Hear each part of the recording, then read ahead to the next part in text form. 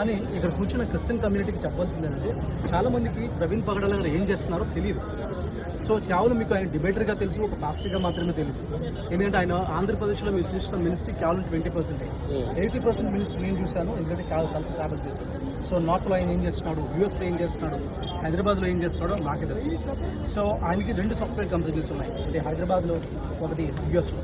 So is CEO of A software company.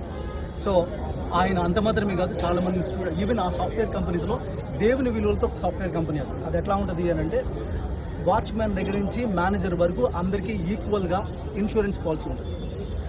Boss దగ్గర నుంచి watchman వరకు అందరు కలిపి లంచ్ చేయాలి,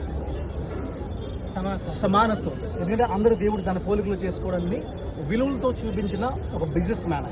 ఎందుకు అనంటే ఇక్కడ నేను చెప్పేది ఏంటంటే వాక్యంలో వెళ్తుంది చాలాసార్లు. అదేంటే ప్రసంగాలు ఎక్కువైపోయినాయి మనకి.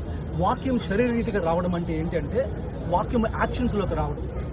ఆయన ఏం చెప్తున్నాడు అనంటే మీరు పుల్పిట్ మీద కూర్చొని 1 hour నేను వల్ల నీ పొరుగువాడిని ప్రేమించాలని చెప్పేదానికి, నేను ఒక బిజినెస్ చేసి నా కింద 100 మంది ఉంచుకొని నేను వల్ల నీ పొరుగువాడిని ప్రేమించాలని ప్రాక్టికల్గా రోజుకి 8 గంటలు చూపించడానికి చాలా తేడా ఉంటుంది. దేవుడు కూడా హెవెన్లో కూర్చొని గులాబ్ పువ్వు స్థాయిలో అని చెప్పాలి.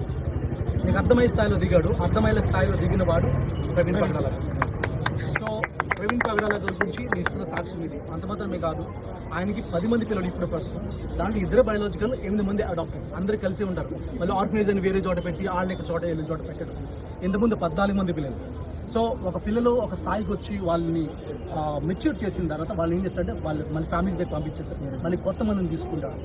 అంత మాత్రమే కాదు, ఈవెన్ నార్త్లో కొన్ని విలేజెస్లో మీకు పవర్ లేని వాళ్ళ ఏరియాలో ఆయన సోలార్ లైట్లు వేయించారు. ఈవెన్ మీకు తెలుసు పాండమిక్ టైంలో, అంటే కోవిడ్ టైంలో మనకి ఒక పాస్టర్గా పేరు చెప్పదలుచుకోలేదు కానీ ఒక పాపులర్ ఒక సెలబ్రిటీ పాస్టర్గా ఉన్న ఆయన 4 కార్లు వేసి 4 బస్సులు వేసి కేసీఆర్ని పిలిచి పెద్ద హడావుట్ చేశారు.